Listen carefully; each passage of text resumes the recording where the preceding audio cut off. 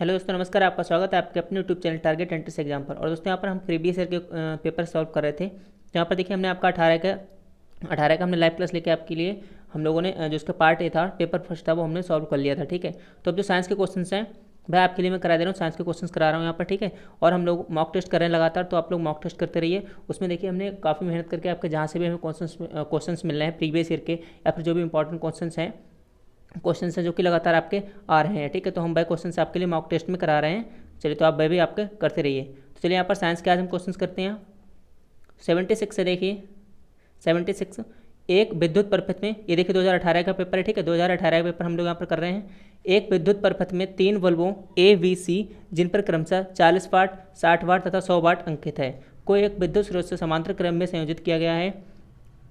तो यहाँ पर क्या बताना, बल्बों की चमक के संबंध में निम्न में से कौन सा कथन सत्य होने की संभावना है। ठीक है, कौन सा कथन सत्य होने की संभावना है पूछा गया है। बताइए आप लोग यहाँ पर क्या हो जाएगा। देखिए यहाँ पर क्या है, सबसे पहले आपको ये ध्यान देना है कि किस क्रम में यहाँ पर जोड़े गए। ठीक है, किस क्रम में यहाँ पर, तो देखिए यहाँ पर समांतर क्रम बताया गया है। समांतर क्रम, बस आपको ये ध्यान रखना, समांतर क्रम यहाँ पर बताया गया है। ठीक है, क्वेश्चन नंबर 76 से देखिए, तो क्या होता है, समांतर क्रम में संयोजन में वोल्टता क्या होती है, सभी बल्बों में समान होती है। सभी बल्बों में जो उसकी वोल्टता होती है क्या होती है, समान होती है। मतलब जो ज़्यादा वाट का होगा उसकी चमक ज़्यादा होगी। ठीक है, जो ज़्यादा वाट का होगा उसकी चमक क्या होगी, ज़्यादा होगी।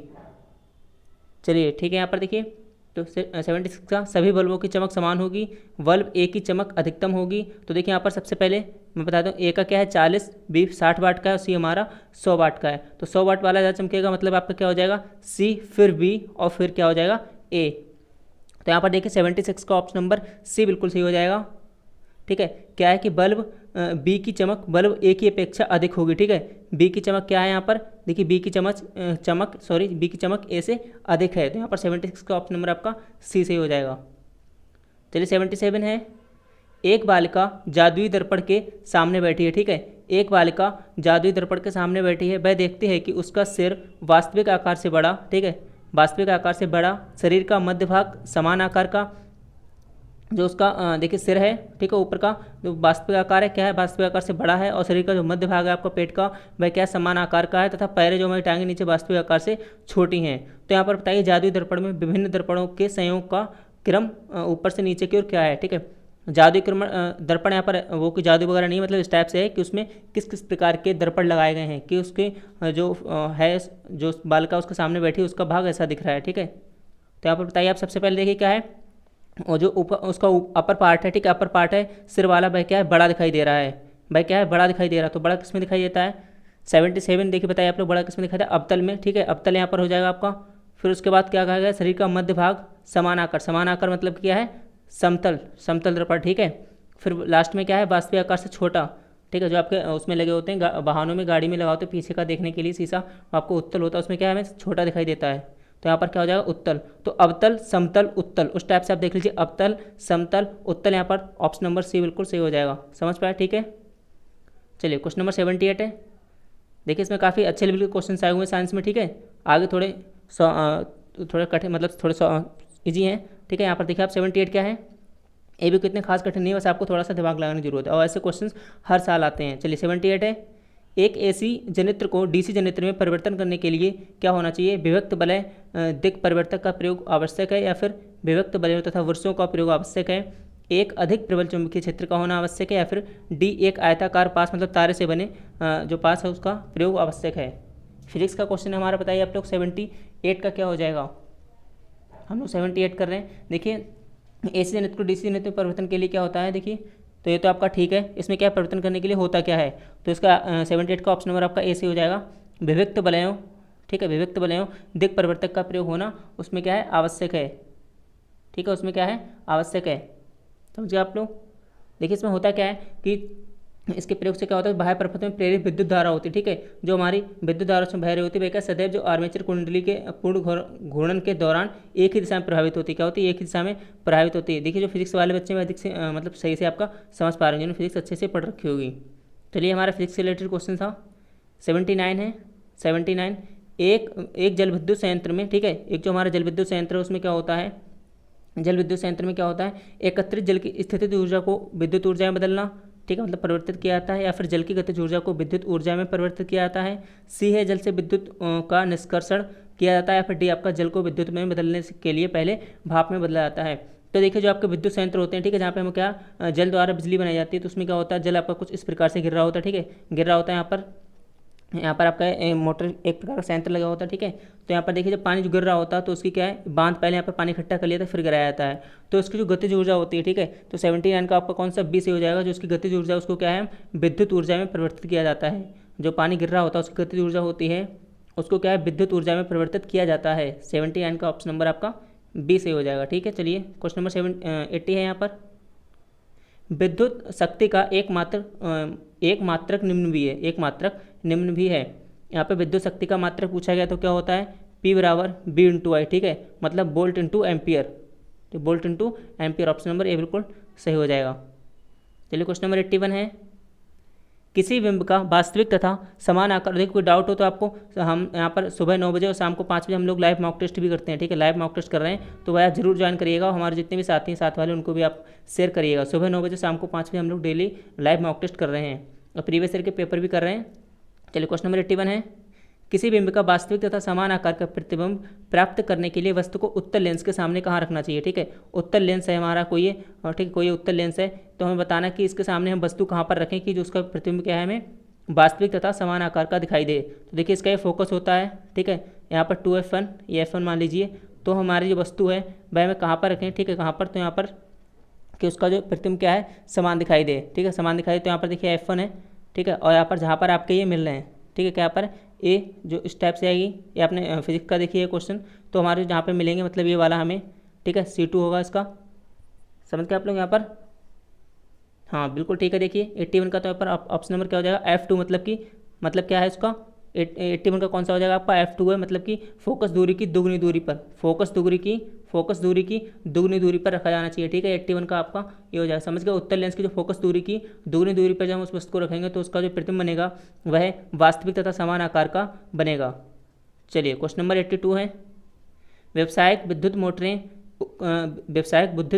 मोटरें उपयोग नहीं करती हैं, जो हमारी व्यावसायिक विद्युत मोटर होती है बड़ी बड़ी, उसमें क्या चीज़ उपयोग नहीं होती है, आर्मेचर के घूर्णन हेतु एक विद्युत चुंबक, देखिए नहीं, ये आपको वर्ड ध्यान रखना नहीं करते हैं, आर्मेचर के घूर्णन हेतु एक विद्युत चुंबक, या फिर विद्युत धारावाही कुंडली में चालक तार के बहुत अधिक संख्या में फेरे, या फिर आर्मेचर के घूर्णन हेतु एक स्थायी चुंबक। तो बस यहीं पर देखिए आप स्थायी चुंबक जो परमानेंट चुंबक होती है 82 का C से हो जाएगा, यहाँ पर हम ये यूज नहीं करते हैं, ठीक है, आर्मेचर के घूर्णन हेतु परमानेंट जो स्थायी चुंबक होते हैं उसका यूज़ नहीं करते हैं। बाकी आपका देखिए एक नरम लोहे का रॉड जिस पर कुंडली लपेटा था, ये भी आपका सही है, और चालक के तार जिन्हें बहुत अधिक संख्या फेरे होंगे तो ये भी आपका किया जाता है, और आपका घूर्णन हेतु एक विद्युत चुंबक भी होती है। तो यहाँ पर क्या है, आप व्यावसायिक विद्युत मोटर उपयोग नहीं करते हैं, क्या नहीं करते हैं, एक स्थायी चुंबक, आर्मेचर के घूर्णन हेतु एक स्थायी चुंबक का यूज यहाँ पर नहीं होता है, ठीक है। चलिए क्वेश्चन नंबर 83 है,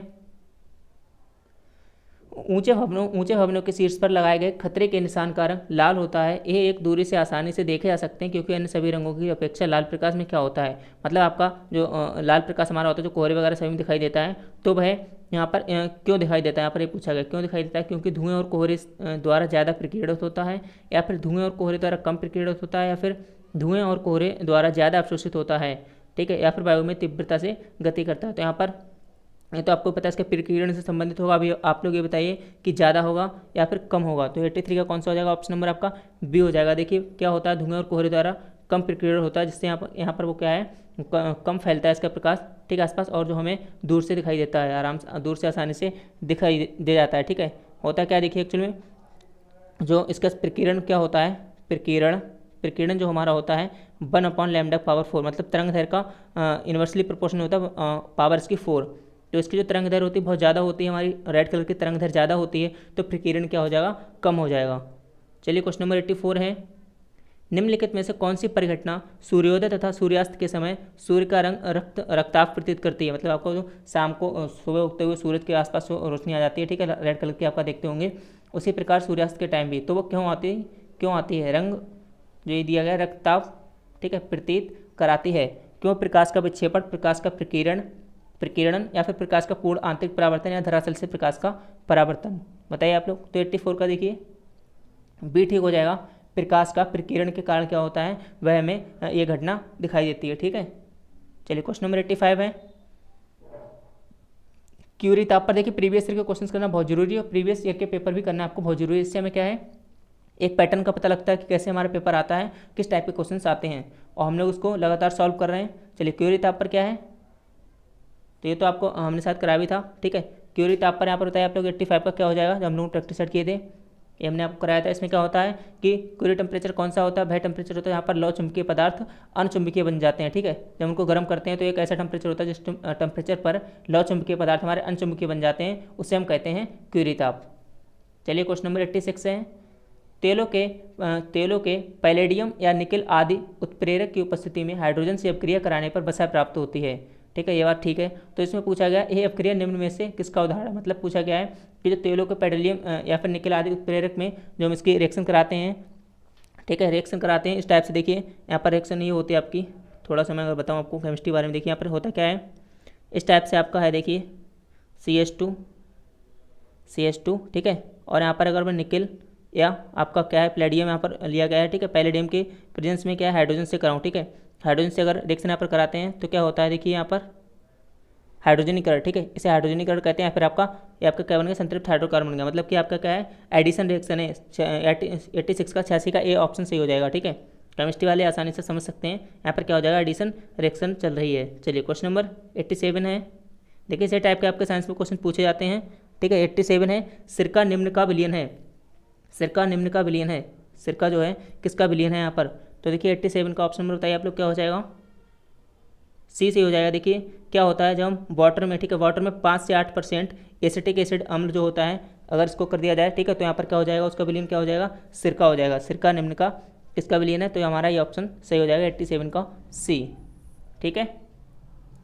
चलिए क्वेश्चन नंबर 88, और किसी में अगर आपको डाउट हो तो जो हमारी क्लास हम लोग शाम को करते हैं, ठीक है, उसमें आप लोग पूछ लेना।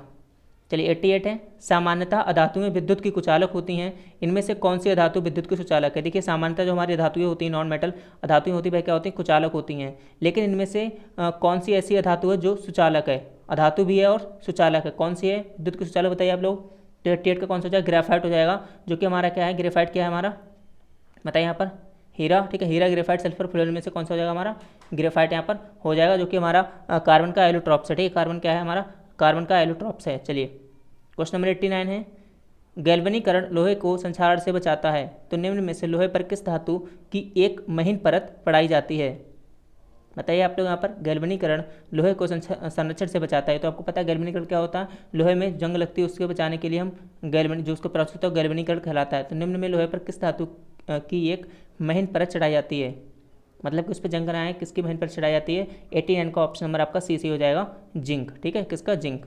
चलिए क्वेश्चन नंबर 90 है, निम्न में से कौन सा कथन अम्लों के लिए सत्य है, मतलब कि आपको अम्लों के गुण बताने हैं। पहले आप लोग अपने आप वीडियो पॉज करके अपने आप बताने की कोशिश करिएगा, इसके बाद भी आप लोग करके देखिए यहाँ पर आंसर की क्या होता है, ठीक है। तो देखिए इसमें क्या हो जाएगा आपका, ये तो आपको पता ही, हमने खट्टे होते हैं, ठीक है, हमने क्या होते हैं, खट्टे होते हैं और क्या करते हैं, नीले लिटमस पेपर को लाल कर देते हैं। अगर आपने प्रैक्टिकल किया होगा वैसे भी आपको पता होना चाहिए, नीले लिटमस को क्या कर देते हैं ये लोग, लाल कर देते हैं, कौन, अम्ल। चलिए क्वेश्चन नंबर 91 है, निम्न में से कौन सा गुण सामान्यतः आयनिक यौगिकों द्वारा प्रदर्शित नहीं किया जाता है, जो हमारे आयनिक कंपाउंड होते हैं, ठीक है, आयनिक कंपाउंड होते हैं, तो कौन सा गुण है जो प्रदर्शित नहीं किया जाता है। देखिए जल में विलय था तो जल में विलय होते हैं, ठीक है, जल में यहाँ पर विलय होते हैं आपका। और आपका क्या, ठोस अवस्था में विद्युत चालकता, उच्च क्वथनांक तथा गलनांक, ये भी सही है। गलित अवस्था में विद्युत चालकता ये भी हमारा ठीक है, लेकिन ठोस अवस्था में विद्युत चालकता ये हमारा यहाँ पर क्या हो जाएगा, गलत हो जाएगा, प्रदर्शित नहीं करते कौन, आयनिक कंपाउंड, ठीक है। 91 का ऑप्शन नंबर आपका बी सही हो जाएगा।